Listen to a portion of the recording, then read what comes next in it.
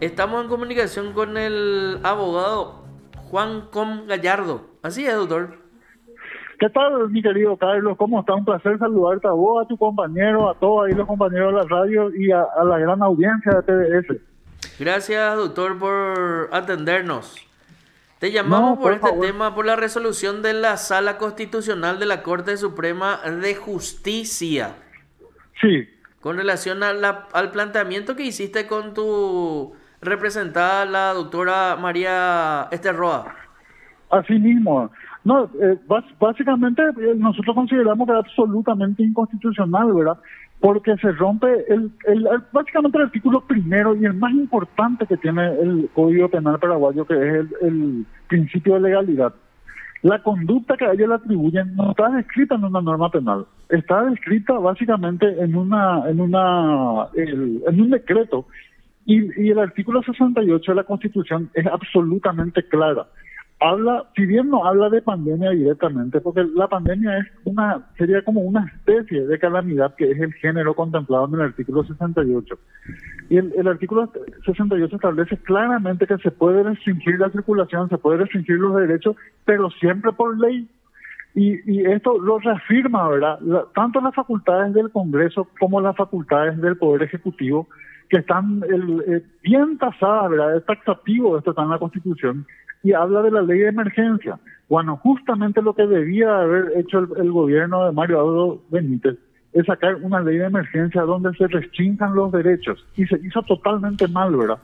Entonces, nos están, a la doctora María Esther le están aplicando, en primer lugar, una ley absolutamente derogada, ¿verdad? Que es la ley, el Código Sanitario, que restringe el tránsito. Y el tránsito, a partir dice que que el presidente puede restringir por decreto. Pero eso es en el marco de una ley de 1980 y es en el marco de la Constitución de 1967. El artículo 68, como te decía, prohíbe eso, ¿verdad? Y es una ley derogada. ¿Por qué es una ley derogada? Por la ley de tránsito, que justamente está para regir el tránsito en todo el territorio nacional. Y tiene dos autoridades de aplicación. En primer lugar, la Agencia Nacional del Tránsito y en segundo lugar, la Policía Caminera. Ninguna de estas autoridades nos restringió el tránsito en esta época de pandemia y lo deberían de haber hecho, ¿verdad? Conforme a sus atribuciones en las leyes respectivas. Y en segundo lugar, están utilizando una ley que no es aplicable al caso, que es el caso de la ley contra el medio ambiente, ¿verdad? O sea, de manera alguna ella violó el medio ambiente, no hay un daño, ¿verdad?, a las redes naturales, ni mucho menos, ¿verdad? Y sobre todo lo que le atribuyen, ¿verdad?, que es una aglomeración. Y la aglomeración, porque a ella le atribuyen en carácter de coautora. O sea, para ser coautora, conforme la definición del artículo 29, inciso segundo del Código Penal, uno tiene que tener el dominio del hecho. Y para tener el dominio del hecho, por lo menos tenían que haber, en grado de coautoría, tenían que haber 11 imputados, ¿verdad?, que era lo que establecía el decreto.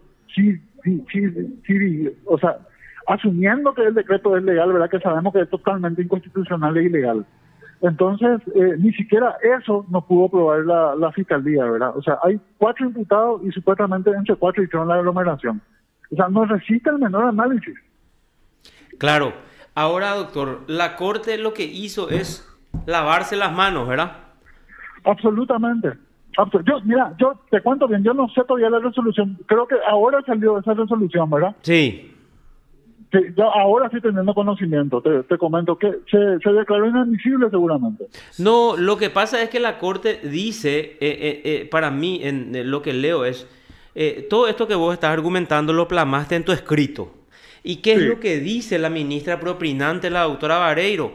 Que no señalaste específicamente eso en qué lo que le afecta a la doctora Esther Roa. Entonces, para no analizar el fondo de la cuestión, eso que vos estás diciendo, que el artículo, el Código Sanitario está derogado, es inaplicable, es inconstitucional, entonces sencillamente se lavan las manos y dicen, bueno, como no señalaste específicamente cuál es el agravio a tu cliente, ¿verdad?, por esas cuestiones formales, diría yo, entonces no analizan el fondo no analizaron para mí el fondo de la cuestión. Eso creo que yo lo que entendí de lo que es el fallo de la Corte. No pueden analizar porque la Corte firmó un convenio con el Ministerio Público creando tribunales especiales, o sea, una aberración, Sí. pero total, ¿verdad? Se crean tribunales especiales, o sea, la Corte no tiene, en este caso específico, la Corte no tiene autoridad moral para juzgarle. Para jugar y lo que hicieron es como vos decís, o sea, no van a patear, ¿verdad? contra porque ¿qué es lo que van a demostrar? Que esos convenios, que toda la creación de tribunales las 5.000 imputaciones, ¿verdad? Son absolutamente ilegales y arbitrarias. Y no puedo, sino más o menos cae el sistema. Y lo que hicieron ellos es prevaricato, pero de donde miren. Sí. Bueno, entonces, a ver un poco, reitero, básicamente lo que vos decís, entonces se atenta contra el principio de legalidad, ¿verdad? Tal cual. Que la ley, el Código Sanitario ya está derogada esa ley de 1980, que regía por la Constitución de 1967, y después que no es aplicada.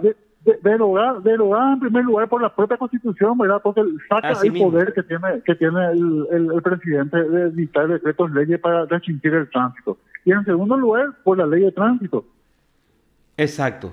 Derogada con la Constitución actual, pero ese regía dentro del marco de la Constitución anterior, la de 1967, ¿verdad? Entonces queda automáticamente derogada. Así Y mismo. ahora, no es aplicable la ley esa ambiental. ¿Por qué no es aplicable? Ahí quiero entender mejor, doctor. Y básicamente, ¿verdad? Por el ámbito de protección. O sea, protege de pandemia, pero dentro del concepto de lo que son los animales, ¿verdad? Sobre todo los semovientes, ¿verdad? Al ganado, más que nada va dirigido para el ganado. No habla de temas de salud, para eso está el Código Sanitario. ¿Cómo no va a estar contemplado en el Código? Está contemplado en el Código Sanitario, pero utilizan otra vez esa ley porque justamente ahí habla de pandemia. Pero hay que entender que cuando habla de pandemia, habla dentro del marco de la salud animal, no de la salud humana.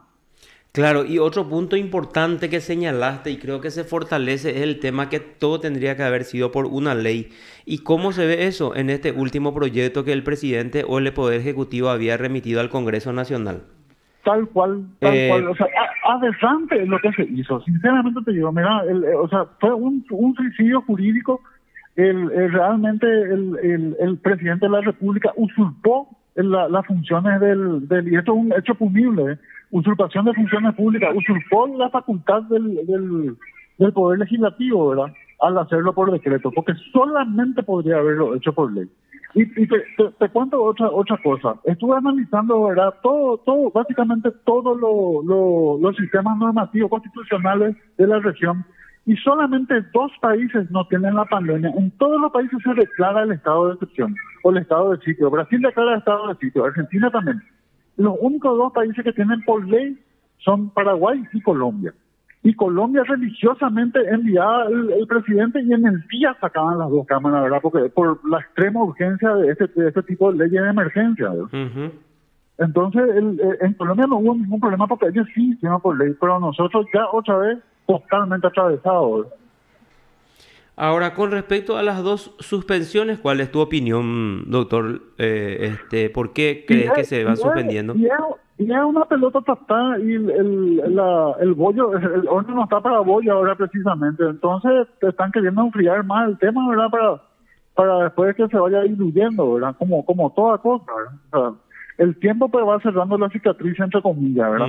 Pero te cuento, o sea, acá hay algo gravísimo, porque por las recomendaciones 1/2020 de la Corte Interamericana de Derechos Humanos, y esto puede ver porque está publicado por el propio Ministerio de Justicia de la República de Paraguay, en el punto 30 dice que el Estado se abstenga de perseguir a las personas que están a los defensores de derechos humanos, ¿verdad? Que el caso de Fer Roa, que están monitoreando el funcionamiento del Estado dentro del marco de la pandemia.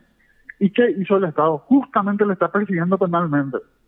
Entonces, por ejercer un derecho absolutamente lícito, que es un derecho constitucional, que es el derecho a manifestarse.